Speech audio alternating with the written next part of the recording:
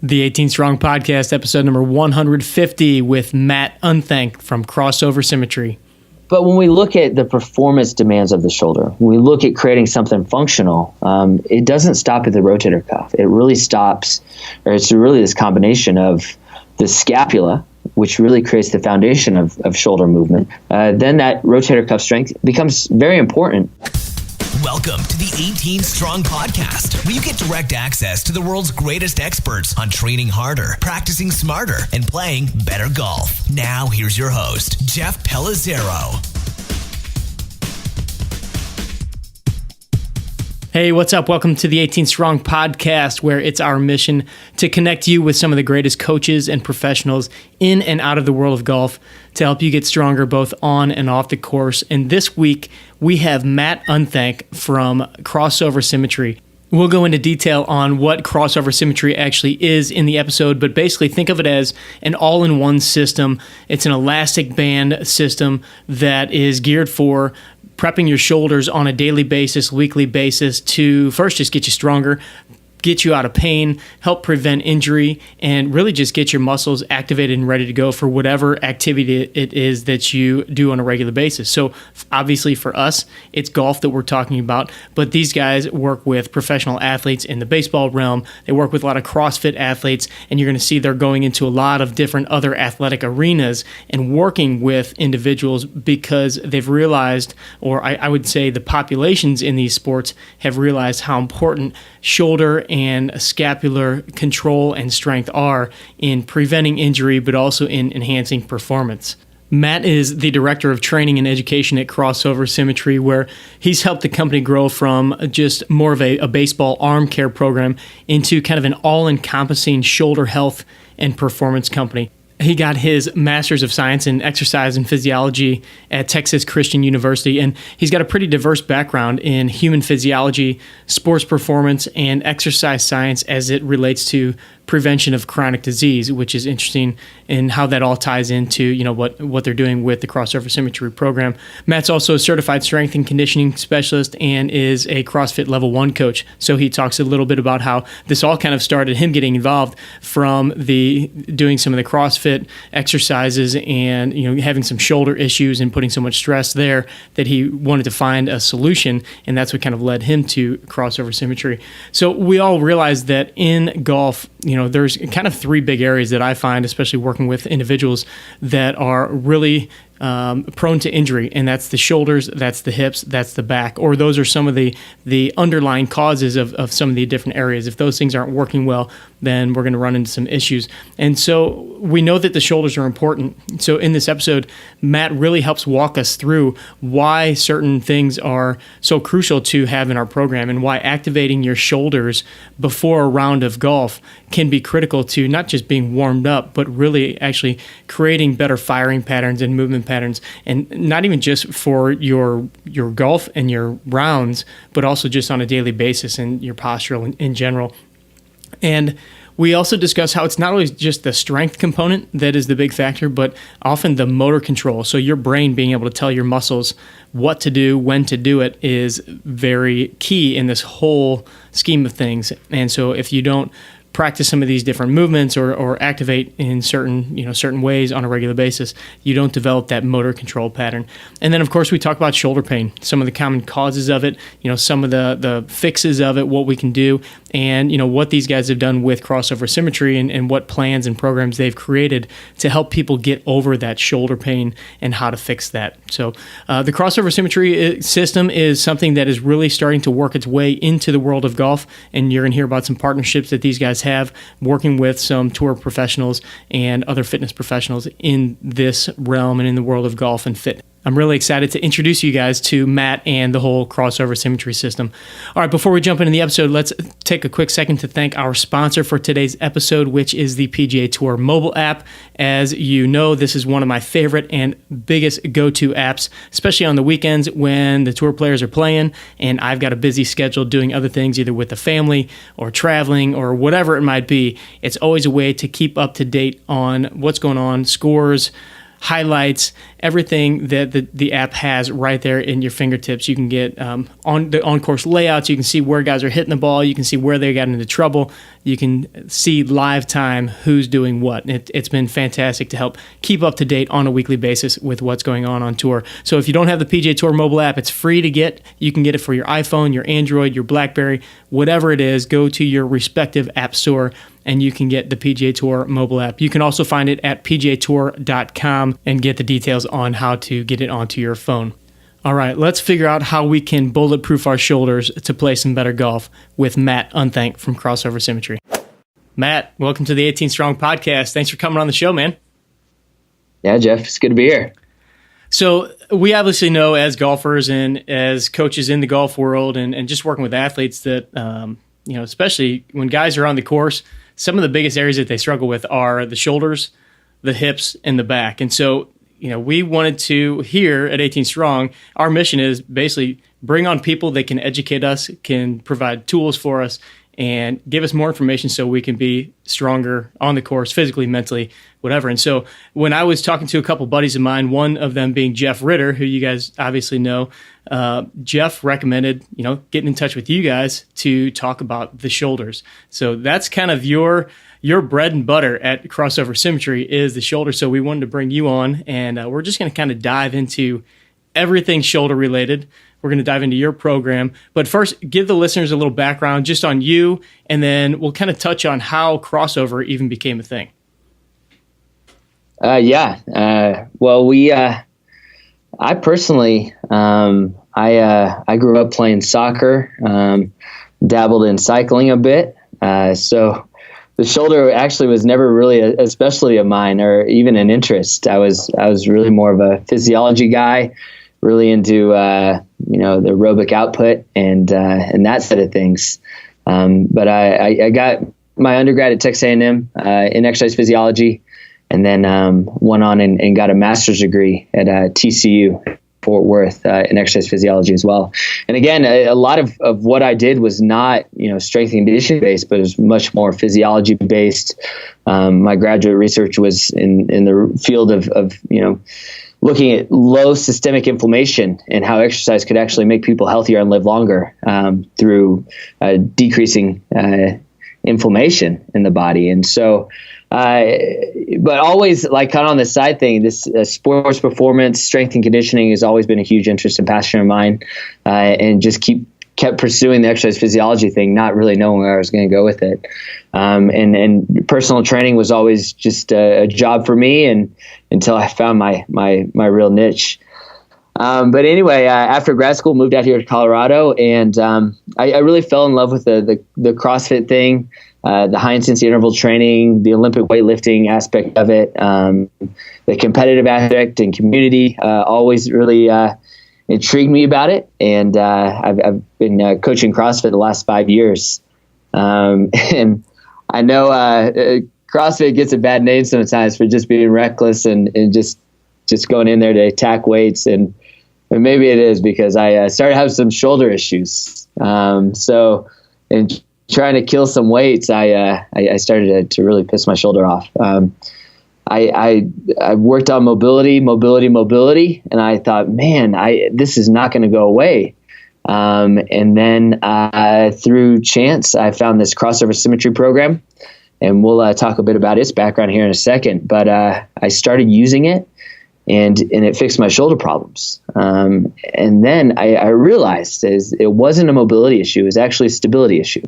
I really just didn't know how to use my shoulder well. But anyway, it was a good time for the company, and that we were just looking to start to expand this. And I was a good fit with an exercise science background and kind of the CrossFit strength and conditioning backgrounds. They brought me in here to help educate people on how to strengthen their shoulders and in their shoulder pain. So here we are now. Cool. So give us a quick idea of what is Crossover Symmetry. Where did it kind of stem from? And then we're going to tie in, the whole idea of kind of bulletproofing your shoulders, as you guys like to say, and getting scap jacked, which I love that. I think that's hilarious. But where did it all come from? What was the basis of Crossover? So the Crossover Symmetry system started 10 years ago. He's a baseball player at the University of Washington. His name's Dugan. So Dugan was a first baseman. He self-admittedly was undersized to play pro ball as a first baseman and knew his only chance was going to be as a pitcher. He had decent velocity for a college player, but was never going to make it in the pros. So he knew he had to get his velocity up. He's sitting mid to high 80s. He knew he needed to get up in the 90s. So he started working with his dad, who was a physical therapist, on some strengthening exercises so he could really improve his velocity. So I'd say the program didn't even start as a rehab program or anything for ending shoulder pain, but it was really built on wanting to improve shoulder strength to increase velocity. The gold standard at that time was a program called Throwers 10, and that's really where this arm care thing built out of, and developed by a renowned physical therapist and an orthopedic surgeon to improve shoulder strength more for the corrective aspect of it. So I would say the Throwers 10 is very much of a corrective program. And the problem with Throwers 10 for Dugan, at least, was it needed dumbbells. It needed a therapy table. It took quite a bit of time, and it just wasn't something practical and something he could do out at the field. And so that was something of his criteria. He needed something that he could easily bring with him wherever he was going. He could easily do it out at the field to get his shoulder warmed up before he threw, and then something that he could really work on strengthening out at the field rather than having to go into a training room and spend hours working on these basic shoulder exercises. So that was really where Crossover Symmetry got its roots, is sports performance. And it's kind of this hybrid of the medical aspect of it with his dad Jim, and then the sports performance side aspect of it with his use and needing to use it out at the field to improve his baseball game. And Jim has used the program for a long time clinically. It's a great late phase physical therapy program. So people who are looking to make that transition of just their basic shoulder rehab and then wanting to get back into their sport, it really fits a good niche of this medical transition. So Jim was having great success with it in the rehab setting. Dugan was having great success with it in the baseball setting. And they said, hey, let's roll this out into a bigger program. And that's where I started in with it, is how can we move this into the strength and conditioning market in regards to CrossFit and swimming, golf, triathlon, all of these sports that are very shoulder intensive. They need this corrective component to set their shoulders up to move better. And so, and that's where we're at now, is this program that not just improves baseball performance, not just for rehab, but how can we organize the shoulder to move better for whatever your sport or activity might be. Cool. And so just to give the listeners an idea of what it looks like, it's basically an elastic band system that you can kind of attach to a squat rack. You can attach it to a door. You can wall anchor it. You can take it out to the baseball field. Have you guys figured out a way to get it? What do you do on the golf course? Have you figured that out yet? Working on it. We've got a pretty good setup for a golf cart. We do have a couple attachments, so you could set it up onto a squat rack or a door, and you could pretty easily rig that onto a golf cart. And the cords themselves, that carabiner attachment, it is designed to attach directly to a fence. So for a baseball field, it's great. You got the chain link fence right there. You just set it up to. But quite a few courses, I'm sure you could find a chain link fence somewhere that you could get your shoulder activation warm up on, and then hit the course.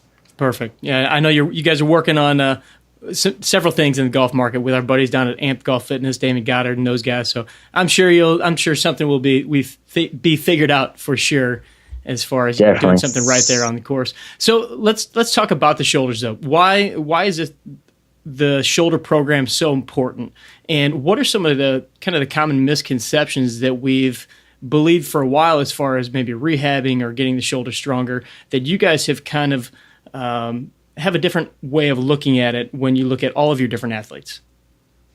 Yeah, absolutely. So shoulder issues are becoming more and more of an issue, not just for shoulder intensive sports and athletes who use their shoulders, like a swimmer would, who obviously puts a ton of load on their shoulder, and shoulder issues are really prominent. But it's unfortunate of the convenience of our lifestyle these days, in that we spend a lot of our time stuck in a desk or stuck behind the wheel of a car, or we're sitting at restaurants. And so we get stuck into these forward shoulder positions, and we have these phasic muscle groups that really just tap in when we need to start moving the shoulder. And so we see a lot of athletes across whatever sport they might be, is they haven't been working these muscles much throughout the day. And then they say, all right, I'm gonna go out to the driving range and hit some balls, or I got this, I'm playing 18 on the weekends. And those phasic muscles, they just haven't got it in practice putting any work in. And so that's where I say a lot of shoulder issues stem, is not necessarily a strength issue, but more of a motor control issue of getting the brain to move the body better. And so with just some basic practice of these fundamental movements that the body is designed to do, we can prime the system that when we get out into the course, we're ready with all of these muscles, and they've been rehearsed. They've went through the week, they've went through these basic exercises, and they're ready to start moving. And so I would say that's the big thing we're working on, is just getting the shoulder moving more often, so that when we move it into a higher level activity like the golf swing, it's prepared and ready to move. Well, and posture is such a big thing in the world of golf, and maintaining that perfect posture, getting into your perfect posture, and different people have different ideas of what that looks like. But as you mentioned, there's so many things that we do on a daily basis that are not conducive to the posture that we want to maintain when we're playing golf, when we're lifting, when we're doing all these different exercises. So I would imagine that motor programming or that brain control has a really big effect on that. So what is it about the system and just the ideology around how you train that is able to tap into that and able to kind of control what the brain's doing, and then what different sequences the muscles are using? Yeah, absolutely. So we look at a basic therapy program. Someone with a rotator cuff issue, they're typically going into the gym, or they're going into the clinic, and they're getting some mobility work, some manual soft tissue release, and then they're usually transitioning into some very basic rotator cuff exercises, where they're doing internal external rotation, the arm stuck at the side, and then that's about the extent of it. They may do some, escaption or arm raising exercises. But when we look at the performance demands of the shoulder, when we look at creating something functional, it doesn't stop at the rotator cuff. It really stops, or it's really this combination of the scapula, which really creates the foundation of shoulder movement. So having a scapula that moves really well, and that's the shoulder blade for people who aren't familiar with the medical terms behind it. But getting the shoulder blade moving better is extremely important to taking a shoulder that can perform at a high level, whether it's a golf swing or lifting weights or throwing a baseball. It really needs a dynamic platform they can move off of. So once we start getting the foundation moving, which around the shoulder blade, then that rotator cuff strength becomes very important. But again, it's not just rotator cuff strength of how strong are these muscles to engage, but does the rotator cuff work well or in synchrony with the scapula? And the medical term for this would be scapulohumeral rhythm, of getting the scap and humerus, or the arm bone, to move together well. And I would say that's really central to our program, is not just getting the rotator cuff strong, but getting the rotator cuff and the arm and the scap moving together as one fluid unit. In addition to that, I would say how we set up this program, we say that it's practical, structured, and efficient. So this program, once you are educated, the exercises, you could get it done in less than 5 minutes. I could go out there and do it in 3 minutes. I've timed myself. And so what that allows is small movement breaks throughout the day, where someone can just keep themselves moving and working on and practicing that movement. So we are really strong advocates for taking small breaks throughout your workday or during your life, just to get a little bit of movement going on. So we've got some people using this in their office. They just got to sit up on their door, and just a little movement break every hour or so really does great work for prepping your body to perform at a higher level. And a lot of people think, oh, exercise, I got to get in my gym clothes and I got to get sweaty with a warm up. And it doesn't have to be that complex. Just getting muscles that haven't been firing, moving again throughout the day is really effective. And that's what we call muscle activation. Is it's not tapping into the strength potential of muscle, trying to break down muscle and make it stronger, but it's working on the coordination of the brain to move all the muscles better. So I say those are some really important things behind what we're pushing that is really handling shoulder issues really well. Well, I love that you are really stressing just the consistency factor of it, the simplicity of it too, because what I have found, and I think we all find in the coaching industry, is that keeping people on track and doing things on a regular basis is one of the hardest things ever. And the simpler you can make it, the more likely they're going to adhere to what you're administering. And so by giving them exercises that they can do fairly easily, they can do without getting sweaty and having to go get in their gym clothes. They can do it in a couple of minutes. They can do it every day. And I know that you guys break down different kind of programs that you use, and the activation is a piece of that. Can you let's go through kind of the four main programs. I know there's kind of five, but the four main programs that you have regarding the activation, recovery, strength, and then the mobility. And then we'll even talk about some of the pain and the rehab stuff in a little bit. Let's take a quick second here to thank our sponsor, Rad Roller. Go to radroller.com to check out some of the greatest soft tissue and myofascial release products out on the market. As we're talking about in this episode with Matt, it's important that we have our shoulders doing the right things, that they're moving properly, that the control and the sequence of the muscles are all working properly. You can't do that if your muscles are all bound up and knotted up. And one of the best ways to release those muscles and get them moving, get them unknotted, is by using soft tissue tools like the Rad Roller products. These things are specifically designed to hit some of the smaller areas of your body and be able to kind of target those spots that are kind of hard to reach and hard to get to. And doing some of their release and then activation protocol exercises is one way to really get things moving properly, so then you can get into your strengthening exercises or you can perform better on the course. So definitely go check out the products at radroller.com, and be sure once you're ready to load up your cart full of tools, use the code 18STRONG to get yourself a discount. All right, let's get back to Matt. Activation is really the heart of the system. Activation, we're using activation every single day, if not multiple times a day. So at the bare minimum, this would be your warm-up before you get into your activity. So you're going out to the balls, you go through activation. You're going to hit the gym, you go through activation. Again, just to get all of those muscles that haven't been worked much, get them turned on and firing. I would say the second program is going to be our strength program. And this is a much more dynamic program.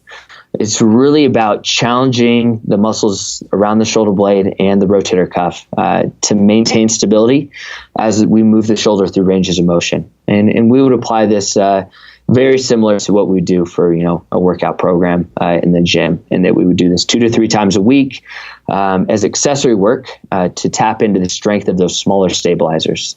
And that's a key piece there, is smaller stabilizers, is we build strength through hammering heavy weights and dumbbells and working on hitting the ball further. But sometimes it's very biased to those big, powerful movers, and those smaller stabilizers really start to lag behind.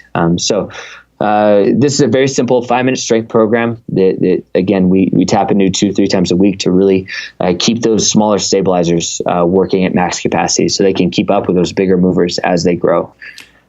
Just to clarify there, so you would do this kind of towards the end of a workout after you did something upper body related, or however you want to break it in, but this is going to be more towards the end of your workout, so you're not fatiguing those smaller muscles before going into a big lift or anything like that. You're exactly right. Yep. So, the strength program was built for, baseball players to increase velocity. So we were, they'd throw a bullpen and they would go do their strength work, which we used to call iron scap, and I think it's a cool name. So I still hold on to iron scap. You'd hit iron scap after you threw, but we call it strength now, just so it's a little more intuitive as to actually what we're doing. But yeah, that would that's a great point. Is you don't want to fatigue those smaller stabilizers. You don't want to smoke your rotator cuff before you need it to do some sort of big lift. But just a little accessory work to get it stronger at the end of a workout is really effective to creating a bigger system. And then from there, we have a recovery program. The recovery program, it was built to help facilitate that rejuvenation after a heavy workload. So for baseball players, after they threw, it breaks down a ton of tissue fiber. You get some inflammation going on. And when you look at the nature of a broken down tendon, so the tendon cell, it should run long and linear. Like a steel cable. You can envision a steel cable and how it's built. All the fibers kind of stringing together. And when we start breaking down the tendon cells and things start getting damaged in there, the body does a pretty effective job of going back in there and laying down new tissue. And so we start this rejuvenation process of, okay, let's get some new tendon cells in there to replace what's been broken down and what's damaged. And it's actually movement that helps that alignment process. So we can look at people who have rotator cuff pathology, and that tendon is matted down and scarred. So instead of that cable-like look, it's very disorganized, and you can see the cell under microscopes, and it's very disorganized. It looks like a woven blanket. And so actually putting tensile load as we're starting to move the shoulder through ranges of motion, it starts pulling on that tendon, and that's going to help that realignment process. So acutely, right after a heavy workload, that recovery exercise is really effective to just get some blood flow back through there. But then when we look at tendon pathology or rotator cuff issues, that recovery program of getting movement around the shoulder is going to be important to the healing process of getting tissue to lay down how it should. So I'd say the recovery program really has two aspects and implementations for it. So you would do that. Sorry to jump in here. You would do that. Yeah, go ahead. Like after a round of golf, possibly would you do that after you did your strength program as well? Or, how many times a week would you necessarily put in that recovery piece? So I usually recommend saying this is a healthy shoulder, not a lot of breakdown.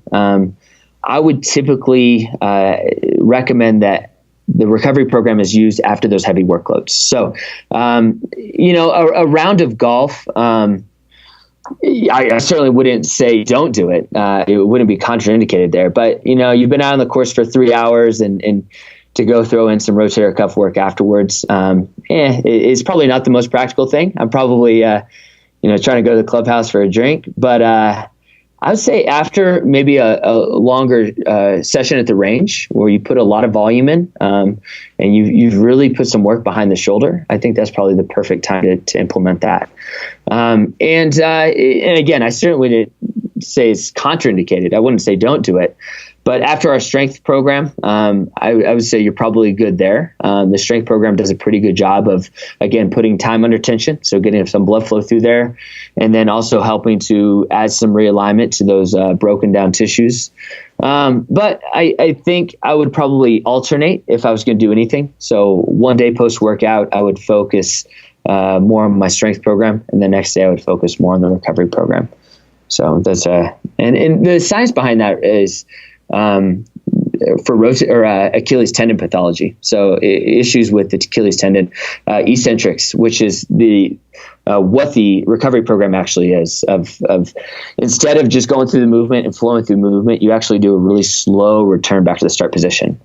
So they've shown the eccentrics like that are really effective for healing Achilles tendon issues. And so we took that same science and said, hey, why don't we use this for the rotator cuff? Nice. I love that. All right. And then what about the mobility stuff? You've got a whole mobility program too. Yeah, absolutely. We just rolled out the mobility program about 2 years ago, I guess. We started building it out 2 years ago, and it really became a staple on the chart in our training guide about a year and a half ago. But the mobility program uses a tool we developed called the mobility sack. Foam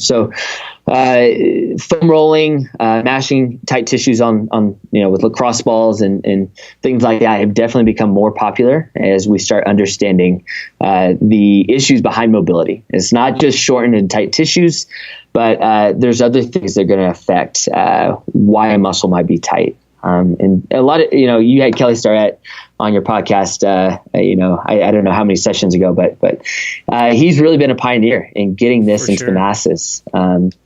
So we kind of took what Kelly was doing and started applying this to our system of adding a little soft tissue massage to tight muscles before we get into our activities really helps open up range of motion. So I kind of already alluded to it is that mobility program is going to be very similar to a soft tissue massage. So just like you go to massage therapist and say, hey, these muscles are tight, or I'm feeling really stiff here, and they're going to put pressure and movement over those tight tissues. You're going to be able to do the same thing with our mobility sack. So you'd lay on the floor with that mobility sack around the muscles of your back. You start applying a pressure and movement over those tight muscles until they relax and release. And then we would just lead people through this progression of common tight areas that they're gonna that's gonna cause restrictions, and then we'll get them into the activation. So actually moving them through dynamic range of motion. And that's huge and super important for our golfers. And that, we talked about strength and motor control around the scapula and shoulders. But if someone is tight through their back and thoracic spine, they're going to work on creating torque and creating speed somewhere else in the system. And typically, we're going to see that move upstream. So they're going to start really swinging and try to accelerate through the shoulders versus trying to get that separation through their thoracic spine. So helping to open up that thoracic spine is going to be super important to not just improving the golf swing and hitting further, but taking some load and off of what the shoulder has to do and transitioning that into the back muscles. You talk about mobility and we've talked about stability, and you really do have to find that balance. You mentioned before that with your shoulder injuries, most people go straight to focusing on the mobility piece, and I'm tight here, I can't rotate well enough here. But in many cases, it's the stability that they don't have, and it goes back to the motor control that you're talking about. And sometimes that will then help bring that mobility, but having the combination of the two is so important. So we mentioned a little bit ago, talking about rotator cuff injuries and just the shoulder and the scapula and all that stuff working together. What are some of the common things that actually cause us to have pain in the shoulder? And then what are some of the remedies that you guys have found? Obviously you have your program, but what are some of the key factors that you've found, first of all, maybe in figuring out what's causing it, but then how to remedy it? Yeah, absolutely. The number one issue that's going to be around the shoulder is going to be a condition called shoulder impingement. And we just talked about the stability, mobility issues. And the way the shoulder is built is constructed to favor mobility. And it's a ball and socket joint, much like the hip. But you can already realize that I have much more range of motion. I can do a lot more with my shoulder or with my arm than I could with my leg. And it's how the bony structure is actually created to allow that mobility. So a lot of it's going to be stability issues. So when we look at the structure of the shoulder, there's a bony prominence right over the top of the shoulder called the acromion process, and you can feel it there if you just reach and touch the top of your shoulder. You'll feel that bony prominence, and the humeral head is going to sit right underneath that. There's actually a very narrow space between the arm and underneath that bony prominence, and so when we're missing stability, we're missing mobility, we're missing motor control, there's the tendency of that arm to start shifting upwards into the socket and starts compressing tissues that sit between that ball and the top of the socket. So that's going to be the most common condition behind shoulder pain. And it's really a simple solution is setting up the shoulder into a better position so it doesn't run into the top of that socket. And some people, unfortunately, the structure of that joint is going to be predisposed creating that impingement. But I would say that is not an excuse. It's a liability. It just becomes a bigger and more important issue for that person to really work on these setting up better shoulder mechanics so they don't create that impingement issue. And outside of that, we definitely see just overuse issues popping up. I don't necessarily see the golfer, at least your recreational golfer who's maybe hitting the range a couple days a week and playing a couple days a week, running into overuse issues like you would see for a swimmer or some of these crazy CrossFit guys who are just throwing thousands of reps on the shoulder with a bunch of weight. Those definitely have the predisposition to overloading that rotator cuff and the musculature of the shoulder.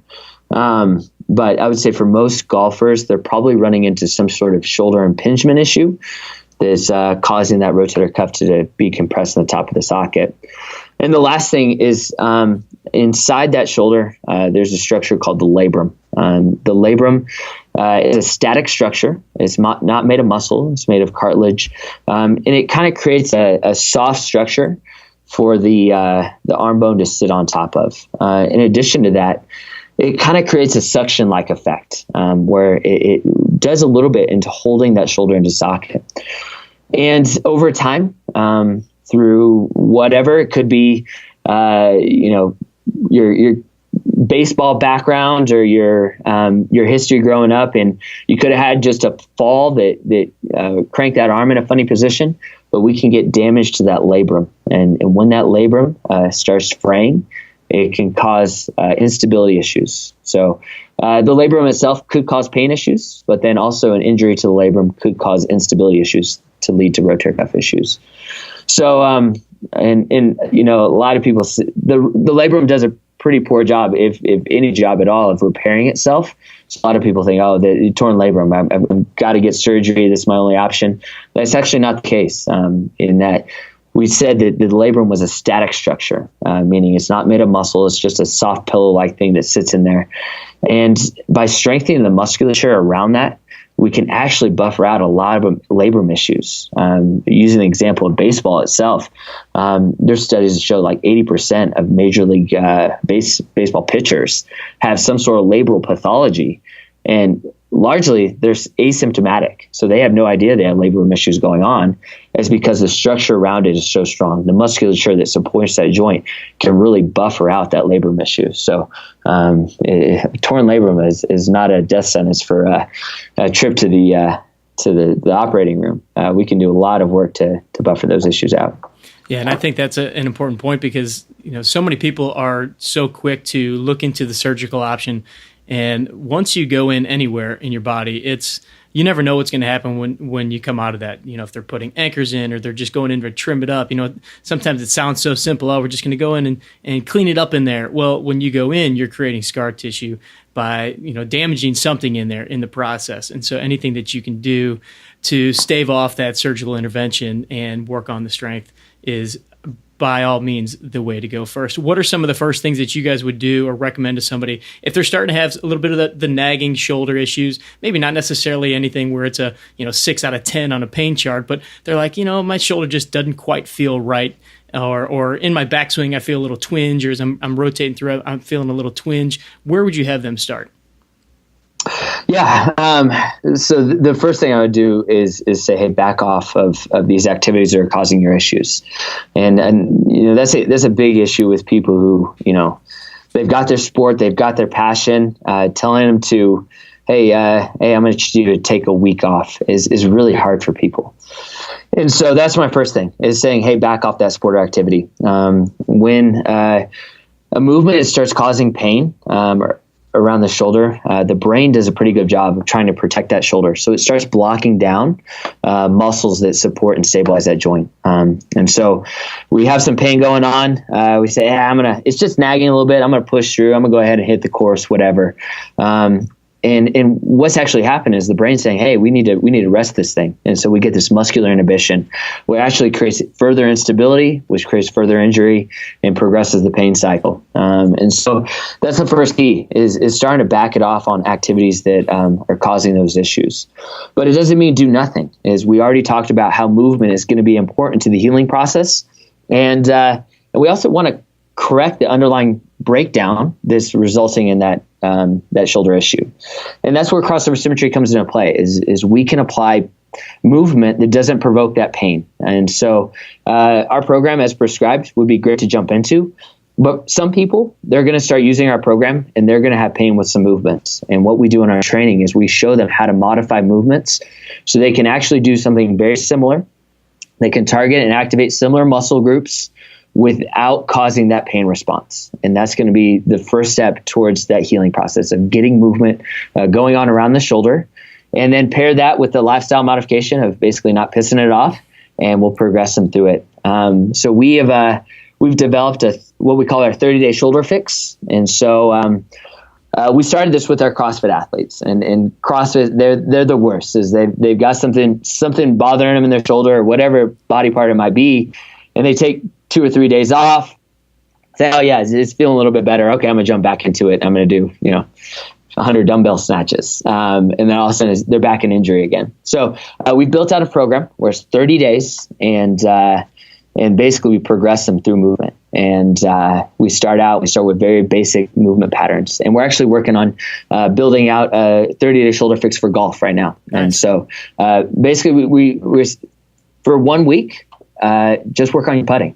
And I mean, gosh, who couldn't benefit from just 7 days of just going out to the putting course and working on their putting. And it's a very low demand shoulder movement, and it keeps people out there having fun. I think that's important to the healing process. Too often in the recovery, I know you're PT, but they say, oh yeah, don't do anything. Just stop doing what you're doing. Right. And that's a pretty bad recommendation, in that people want to keep doing their activities that they love. And so we start out just putt for a week and do your crossover symmetry program. And then we say, okay, next week, let's start getting into some chipping. We'll start opening up that shoulder range of motion a bit. And then finally, we're back in our 4th week where we actually have them on the range and they're driving again, and just really monitoring, how does this feel? Do I need to take a step back, or can I move forward with my game? Cool. There's a couple things that you said there, about not doing anything. When you start moving it and you're activating, you mentioned it before, you start to get some of the blood flow. You start to get rid of some of the toxins and things that are in there that might be preventing the healing. And I think that that's an important piece to mention. And that goes for your shoulder, that goes for your back, that goes for your hip, that goes for a little bit of everything. But we talked about the activation phase earlier on, and there have been a lot of studies in golf, especially even recently, talking about how important it is to activate before going out to play and just to warm up and get things moving. And, you talked about the pain inhibitions. And I think that we've all seen this, where we go into the gym and maybe we're going to do 4 sets of something. The first set doesn't quite feel great. Second set, you come back and it feels better. And I've had clients say, like, man, why does the second set feel so much better? And I think it goes back to your activation component, is you just kind of woke everything up. And so you're kind of teaching everything how to turn on, how to work properly. And the same thing goes for your golf swing. Most of us just go out, we hit a couple of balls, we go putt and chip, and then we're off and running. But if you go and you wake some of those things up first, you get the shoulders moving properly, kind of do the same thing for the hips, then all of a sudden your body's like, oh yeah, I remember how to do this, after you've been sitting in a desk all week long. And so those activation components make such a big deal. Before I get into the last minute questions of the podcast here that I ask everybody on the show, I just wanted to kind of brag on, so first of all, you guys sent me a crossover unit I've been able to use the past couple of days. And for the listeners, I'm not being paid by Crossover Symmetry for any of this, but they sent me a system and I've used it for a couple of days and have so far loved it. But what was really cool was all the amount of training and effort that you guys put into, the educational piece, the videos that you have, the support you have there, and then even, the training manual that you put together. And I assume, you being the director of training and education had a lot to do with compiling all of that. So just wanted to give you a quick applause for, really putting in the effort, not to just have a product that's out there that's working and doing good things, but the educational component that you have in there is really great. So just wanted to say, nice work. I really appreciate that. We put a lot of work into that, and I think this is a good time to plug our partnership with Amped. So when the product was developed, all of our education was on a DVD, which amazing. Now everyone's like, I don't have a DVD player. How am I supposed to watch this? But in about 2 years ago, around with the mobility program, we started transitioning all of our education and programming to an online training platform. So our training zone is now going to be a very dynamic platform where all of our crossover symmetry education around shoulder health and performance is going to be built on there. But this also opens us up to other partnerships. And this is what we're really excited about, what we're doing with Damon Goddard and Amped Golf Fitness. So, in case your listeners don't know, Damon is Jordan Spieth's trainer. He has a strength conditioning facility out in Dallas, Texas, and really specializes in golf. And so where Crossover Symmetry really is about building foundation around the shoulder, we know that we can take that one more step with sport-specific training as well. So the goal is build a foundation of good movement with Crossover Symmetry, and then we're partnering with these specialists to create specific programs for sports. So Damon right now is working on a hip program and a core program, a warm-up to be used for a golfer once they get out to the course, how they can get their body prepped. So not just the shoulder, but getting their core and hips firing as well. And I think that's going to make this program even better, is not just creating foundation, but actually taking it that next step further of let's make this more specific to a golfer or a baseball player or whatever they're doing. Love it. I love it. And Damon's a good friend of the show. If you guys listening haven't heard either of the 2 episodes that we've had with Damon on the show, it's great to hear him talk about, just what he's been doing with Jordan and all of his athletes and, the success that they've had. So, all right, Matt, last final questions here, kind of a rapid fire round. First one is one of the favorites of the show. Are you more of a Caddyshack or Happy Gilmore guy? Oh man, Happy Gilmore is right in my generational wheelhouse. So I gotta go Happy Gilmore. Nice. I love it. All right. If you were, or if golf was like baseball or like a UFC fight or boxing match, and you could pick a song as you're walking up to the first tee box, what would your song be? Yeah. So, I got a lot of favorites right now, but I guess I got to hear it every day of my life. So, I thought immediately the Top Gun theme song. Nice. I feel like that could get me pumped up anytime I hear it. So, that little melody would get me ready to do something awesome. I love it. I'm pretty sure that's Kenny Loggins, which is a all-time favorite of mine. Yeah, for sure. All right, if you could play 18 holes of golf with anyone in the world, past, present, or future, who would it be, why that person, and where would you play? Okay. A loaded question. There's a lot of ways to go with this. Man, I would love to see mastery at work. If I was going to play 18, I would love to play alongside a pro.